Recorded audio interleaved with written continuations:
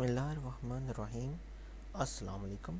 आज हमारा जो टॉपिक है वो फ्लोट है। जिस तरह इंट था, लॉन्ग था, और आज का जो टॉपिक है वो हमारा फ्लोट है। फ्लोट डाटा टाइप है। अब फ्लोट डाटा टाइप में किस तरह फ्लोट में होता क्या है, असल में इंटीजर में और लॉन्ग में तो आपको बताया था। वो लॉन्ग के पिछले लेक्चर में, आज का लेक्चर नंबर तो हमारा 10वां है, तो पिछले लेक्चर में लेक्चर नंबर 9 में मैंने बताया है कि लॉन्ग में जो वैल्यू स्टोर होती है वो रियल होती है, और उसमें वो 2, 3, 4 या पॉइंट से पाक होती है।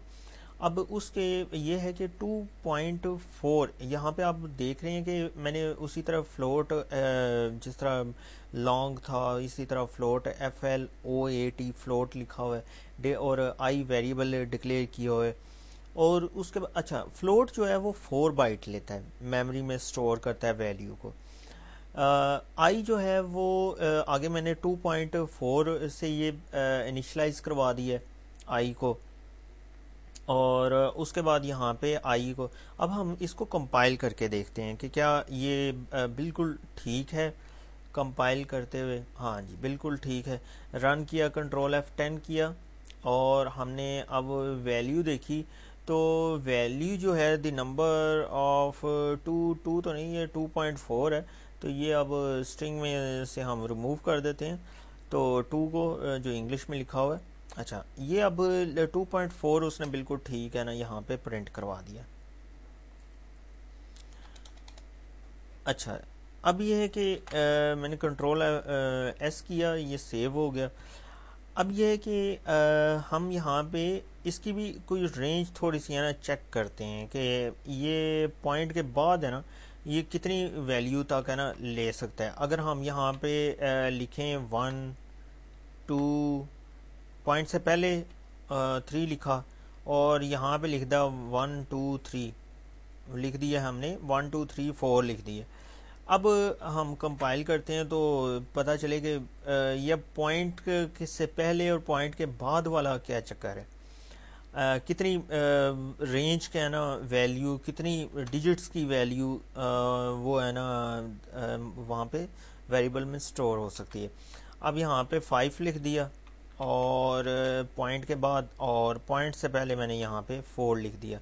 अब उसके बाद मैंने कंपाइल किया, पहले तो उसने वो सेव किया कंपाइल वो डेव ने, और उसके बाद उसने रन वो कहा कि कोई एरर नहीं है और बिल्कुल ठीक है।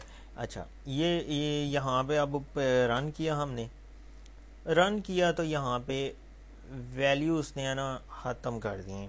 अब ये देखें, हम यहाँ पे देखते हैं, मैंने नीचे इसको लेके आया हूँ। 1.1234.12। अब 3, 4, 5 तक हमने लेके गए थे, तो ये तो उसने जस्ट 2 डिजिट वो पॉइंट के बाद दिखाए हैं, दो दो अदद दिखाए हैं, उससे तो ज़्यादा हमने इनिशलाइज करवाया था। अच्छा, ये तो चलो ठीक है। यहाँ पे हमें ये पता चला कि ये बाउंड्री पॉइंट के बाद जो है ना वो असल में 2 ही डिजिट दिखाएगा। अब यहाँ पे हम है ना करते ये हैं कि चलो पॉइंट 1, 2 ही रखते हैं। अब ये जो है ना 4 के बाद यहाँ पे 5 और 6 दो ऐड कर देते हैं। अब हम चेक करते हैं कि क्या इसकी रेंज तक हम पहुँचे हैं। नहीं, इसकी रेंज अभी वो कंपाइल कह रहा है, क्योंकि हमने पिछले प्रोग्राम में देखा था कि वो कंपाइलर ही बता देता है कि उसकी आउट ऑफ रेंज हो गया। अब A7, 8 लिखा, उसको फिर कंपाइल किया इस कोड को, तो अभी भी उसने कहा है कि डन है, कोई एरर नहीं है, कोई वार्निंग नहीं है, से पाक है। 9, और 9 के बाद अब डिजिट फिर दोबारा 1 लिख देते हैं। कंपाइल किया तो अभी भी उसने कहा है कि 4 जो है ना वो बाइट लेता है, वो उसको चेक कर रहे हैं। अच्छा, 1, 2 और 3 लिखा, अब फिर कंपाइल किया, अभी भी वो कह रहा है कि ठीक है, आपने बिल्कुल ठीक लिखा है। 3 के बाद 4 5 लिख दिया है, क्योंकि पिछली दफ़ा इतने वो सिफर हो गए थे ना कि वो कन्फ्यूजन मैं कहा 1 से लेके जो गिनती है 1 से लेके 9 तक तो हमने लिख लिया, फिर दोबारा 1 से लेके में हमने शुरू कर दिया। तो अब फिर कंपाइल किया, अभी भी वो सही कह रहा है। 5 के बाद हमने 6 और 7 डाल दिया, अब कंपाइल किया, अभी भी वो ठीक कह रहा है। और उसके बाद 8 और 9 डाला,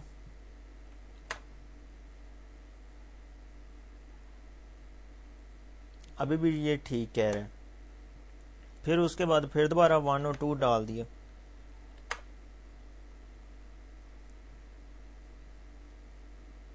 अभी भी ये ठीक कह रहा है 1 और 2। और उसके बाद 3 और 4 फिर दोबारा डाल दिया,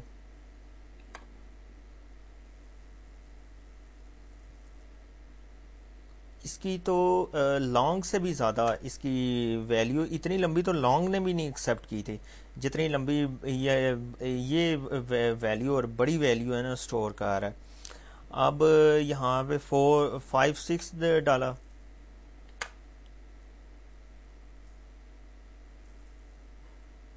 ये डन कर।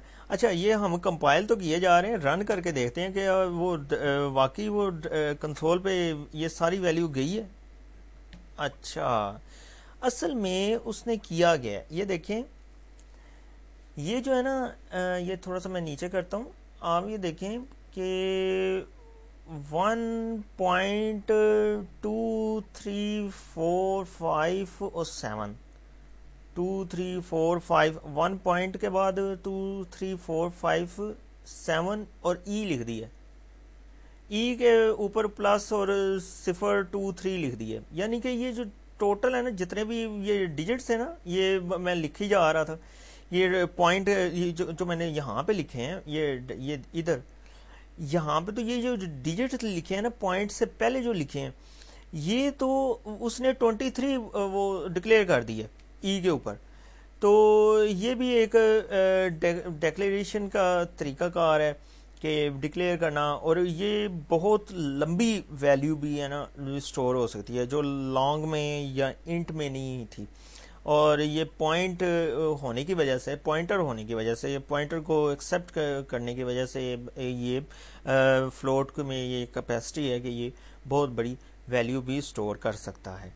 आज के लिए इतना ही काफ़ी है, नेक्स्ट लेक्चर में फिर हाज़िर होंगे। खुदा हाफिज़।